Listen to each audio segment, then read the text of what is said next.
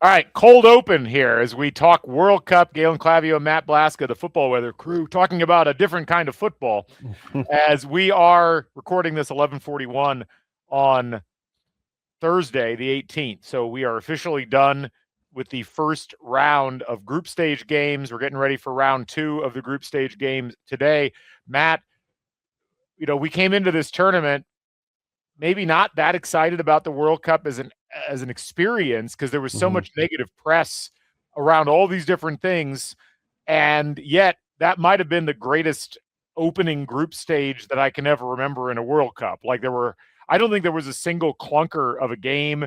There was something interesting that happened in almost all of them. There were goals in all of them. It was awesome as far as I was concerned. What's been your reflections from things? It's been fun. I think really fun waking up, getting ready for the games every day. And you're right, the expectation at the beginning was not great, but man, it's turned out to be a banger of a first round. I mean, the only scoreless draw was probably the craziest scoreless draw you ever see with Cape Verde tying. Oh yeah. That one was so good. It didn't qualify as a scoreless draw in my brain. It was like you felt like 10 goals were scored.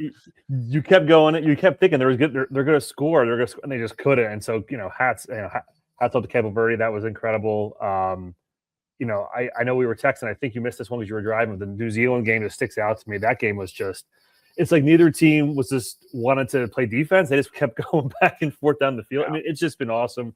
We've had goals in every game, but like you said, one. The stars are out. Messi getting the hat trick, Mbappe getting 2, and then Kane getting 2 yesterday. It was just such a great sequence of events over the last couple of days. And obviously the U.S., for us, putting up that 4-1 score, which probably could have been 5 or 6-1. They were overly impressive for what we thought was going to happen. So, I mean, overall, just an awesome World Cup. And it seems like the venues have done really well. Yeah. Tickets while expensive, have been sold. And, just the environment has been awesome. I mean, there's nothing to complain about so far in this World Cup. You got a chance to go to a game. You went to the what was it, Ecuador Ivory Coast game. I mean, what was that experience like? That was in Philadelphia, right? Mm-hmm. Yeah, it was in Philadelphia. Incredible experience. I won one of the lotteries early on in the process, so I got to take my dad, who I posted about. He wanted to take me in 1994. I told him no, I want to go to a birthday party. So it's really important for me to go to this game. So I went to the game with 2 of my siblings as well. And just from getting into the game, walking around the environment. I mean, if you watch that game, it was 95% Ecuadorian, very similar. I felt like I was back at the IU semifinal game in the Peach Bowl. And I happened to be sitting in the only section that Ivory Coast fans, it seemed like. And so when they scored that winner in the 88th minute, it was just incredible. I mean, just the atmosphere from the fans, the chants. I'm not really aware of either of those countries' cheers or anything, but it was just really a lot of fun. And so I recommend, if you had the opportunity to go. My expectations were, I would say, medium, but it definitely blew my expectations out of the water. Just seeing the countries just being so excited about it and just having so much fun. I mean, it was incredible. You mentioned the U.S. Let's talk about them briefly. I mean, that for many people was, and I think you and I would echo this, that felt like the best single game we've ever seen the U.S. play. Now, they've had big games. Beating Mexico in the round of 16 in 2002 was a big game. They played, admirably in 94 in the knockout round against Brazil. They were obviously up against a superior opponent.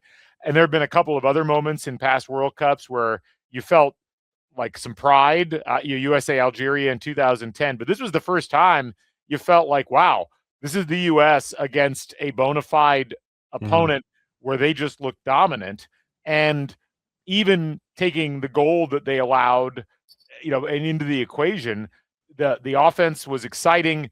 The array of athletes that were put out there, the understanding that they had of what Mauricio Pochettino wanted to do from a tactical perspective, all of that really culminated in an experience that has caused this groundswell of interest in this U.S. team that I've never seen before. What were your reflections from watching that game?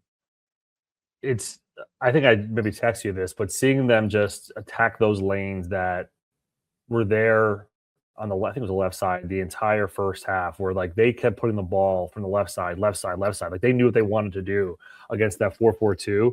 just incredible movement and balls in the box. I mean, they could have been 5-0 at the end of the first half. The way they were playing, just it's hard to really put into words. As I was, it's been a week now, like how well they played in terms of just like their attacking style. We have never really seen that. Mostly it's been more of a counterattack style from previous coaches because we just didn't have the players or the athletes to do it.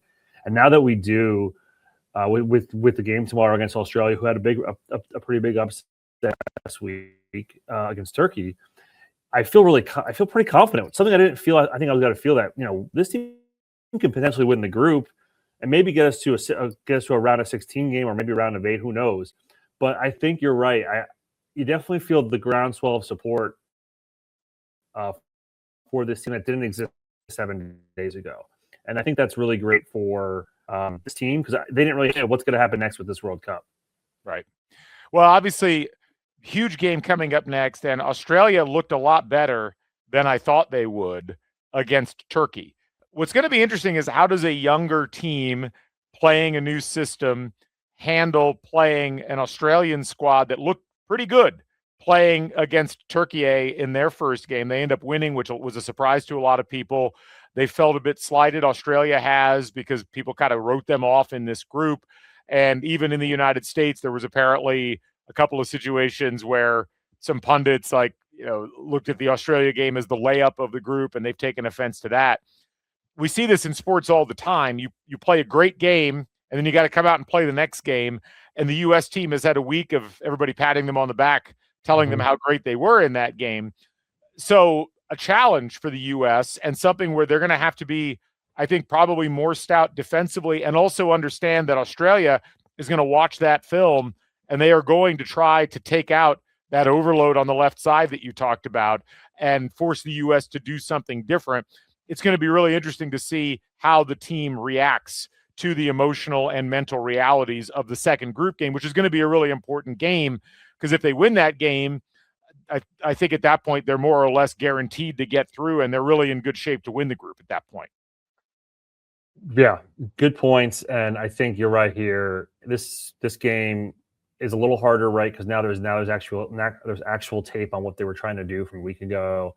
And the pats in the back are important. I will say it is good that they're playing, I think, the first game in the group. I think the other game's tomorrow at midnight, I want to say, right? And the first game's at 3. That's so right.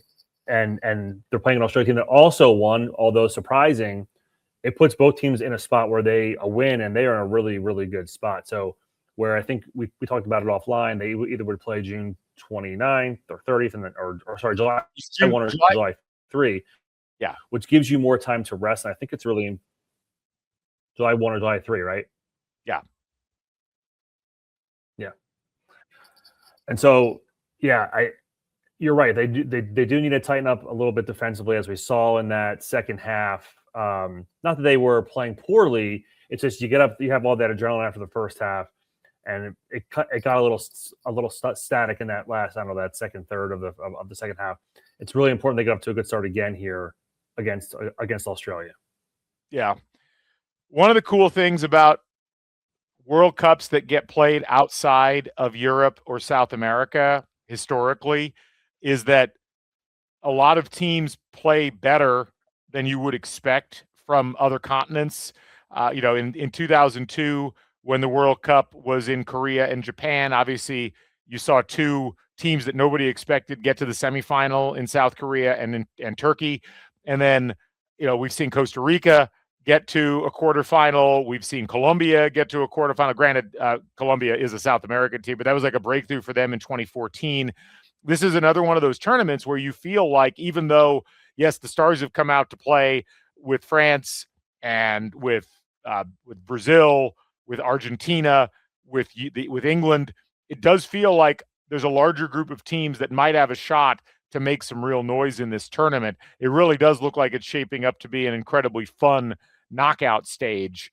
And, after you've seen every team once now, Matt, is there a team that you feel like looks the best or the most threatening as far as like a pick to win? Like who at this point, obviously knowing that we can't predict what the bracket's going to look like because the bracket's an absolute mess.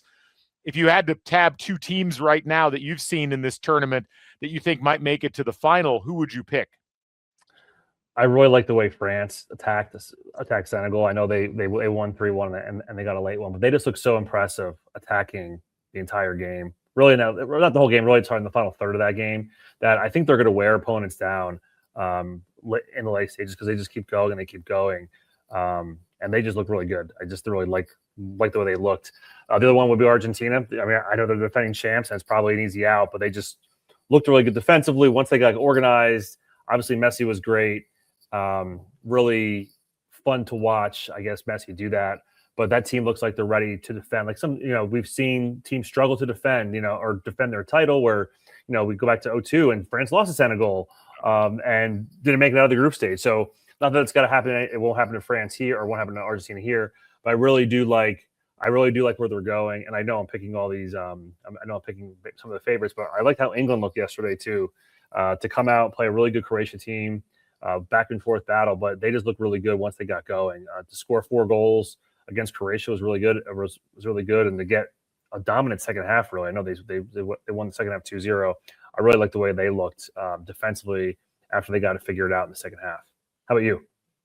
I agree about Argentina. I think Argentina looked awesome, and I mean, look, Messi looking as calm and as collected as he did in that game is impressive. And Algeria is not a bad team.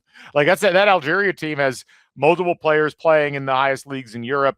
Yeah. So I couldn't help but be impressed by them. And you look at just their success over the course of the last several tournaments. It's hard to look at them and say they don't have a shot. I agree about France. I think there's 2 teams that I was surprised at how good they looked. One of them was Norway. I was not expecting Norway to look that good in that game that they played against Iraq. And yes, it's Iraq, but I expected Norway, frankly, to look more like Portugal did yesterday, where they just couldn't generate offense, and they just looked stunning. And this is where we always have one team, it feels like every year, where you have an emergent scorer who's just the dominant scorer in soccer at that moment in time, and that player can cause a huge amount of havoc. It happened with Bulgaria in 1994 in that World Cup. So that was one that I would look at as kind of a team to keep an eye on. You can't help but, I think, look at the way that England played yesterday as well and say, well, defensively they might have some issues, but if their offense can click the way that it can, another player in Harry Kane, like this feels like it could be his tournament because he can score from the spot and they're going to get a lot of opportunities there, but he obviously has the quality to score on his own, but they have so many other offensive options. And so I feel like England, right? I would probably go with England and Argentina as the 2 teams that I felt like were the most impressive in what they did. But again, there's so many to choose from. I tell you that one team that probably isn't going to get a lot of attention because it ended up in a draw, but I was really impressed with Japan. And I think Japan, and obviously with the Netherlands, they're kind of like how Clemson used to be. Like they never actually perform in the tournament when it matters. But before, obviously Clemson eventually did. But I feel like Japan, they've knocked on the door so many times, but they work so hard and so well that they're going to be a real problem. And I could see them maybe finally breaking through and making it to like the quarterfinals or maybe even perhaps beyond. I think they've got that ability about them. That's the one game I missed because it was right before the game I went to, so I didn't see much of it. But I just saw I think did Japan score late in that game? I saw the ending of that game to make it 2-2. It's funny that we mentioned all these teams and we didn't mention the team that won 7-1, Germany, right? Who probably the most impressive performance. I know. If it had been against anybody but Curacao, I would have been like, yeah. I actually looked at that. I mentioned Germany, but again, that is like a 1 seed beating a 16 seed by 35 points in the men's basketball tournament. I just don't know how much we can take out of that. I'm really fascinated to see how Germany plays against either Ecuador or Ivory Coast, against teams that actually have the athleticism to maybe mark them more effectively. Certainly, you score 7 goals in any World Cup game, it's a big deal. I just wonder how much of that is transferable to the other teams they're playing. Yeah, it's just interesting. Like, they obviously had a really good offensive game, but after watching both Ecuador and Ivory Coast, they're going to have a little more on their hands for both those teams. One team, and I kind of want to talk about the other 2 hosts. I thought Mexico, I know it's been a week now since they played. Mexico, I thought looked really good in their opener against South Africa, and Canada with a really good tie, I guess, after being down 1-0 most of that game. Yeah. Where do you see them fitting, and do you think they both would potentially get through? I think Canada was the most disappointing team of the first set of games. The injuries have hurt. I think Alphonso Davies was either, I don't know if he played, or if he did, he didn't look particularly good. I just didn't. The fact that they struggled as much as they did, I don't think bodes particularly well. Now, they still get to play Qatar today, and that should result in a victory for them, and that'll help.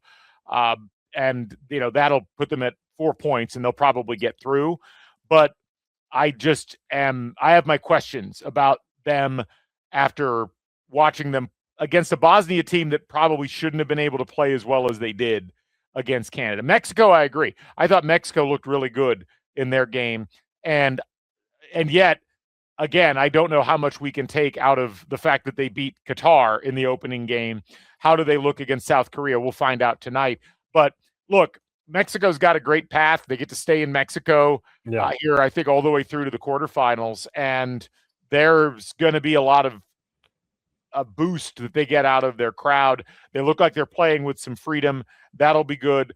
And, again, I think it's just going to depend on who do they end up getting in the draw in the round of 32. That's the thing with all of these teams. It's like of the three hosts, I think it was probably U.S. and then Mexico, and then obviously Canada a bit further down. But I expected that, just given that Canada's had some injury issues and they just don't look as cohesive as the other two. Yeah, you hope Canada can get that 4th point, or sorry, get that win, so they do get through. So all three hosts do get through. It is nice when they get at least one additional game in the next round. I'm curious, what team are you want to see get through that would really excite you, but maybe is really a fringe or below fringe team?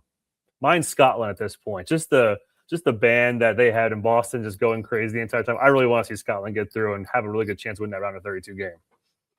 And you feel like Scotland's going to have a good shot. It's just the problem for them is Morocco and Brazil are really good. Yes. And that, but no, the Scots are great to be in the tournament. And look, if they can nick a point off of Morocco, they're going to go through. I think if you get 4 points right now, you're going to go through. I think the big question is going to be which 3-point teams get through, and they've already got 3 points, and they've only got a +1 goal differential. But again, if they can draw, even if they get pummeled by Brazil, I think they've got a good chance of getting through. I think for me, the team I would like to see get through that, we will have to. They're not a foregone conclusion by any means. I'm looking through the list here. It's gosh. You know what? Most of the ones that I would say are already in the mix. They're teams we would look at. I think, I'm looking right now at basically any of the teams in Group G, and you figure it's probably going to be Belgium and Egypt. But man, either New Zealand or Iran looked really good in that first game. They were a lot of fun to watch. That if we can keep that energy that both of those teams play, that might have been the game of the first round, just in terms of how back and forth it was. So that would probably be my choice. With we're not going to get both of those teams through, but either one, I would hate it if either of those games or either of those teams weren't able to make it in because they didn't get enough points to get through. So, I think it's a good pick. Yeah, I mean that's a really fun that's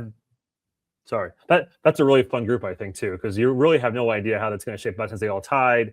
I think we have 2 groups like that had all ties too, so it makes it more interesting for the next 2 games. Well, we'll see what happens as we move forward. We'll have more World Cup analysis here on the channel. Sorry, a little bit of technical difficulty as we just had a bunch of tornadoes roll through Indiana yesterday, so it's negatively affecting our ability to connect to our recording software, but we appreciate you folks sticking with us. And we'll be back with more, and make sure to check out not just Crimson Cast, but also Football Weather as we move ahead with more on the World Cup and on college football. For Matt Blaszka, I'm Galen Clavio. We'll catch you folks on the flip side. So long, everybody.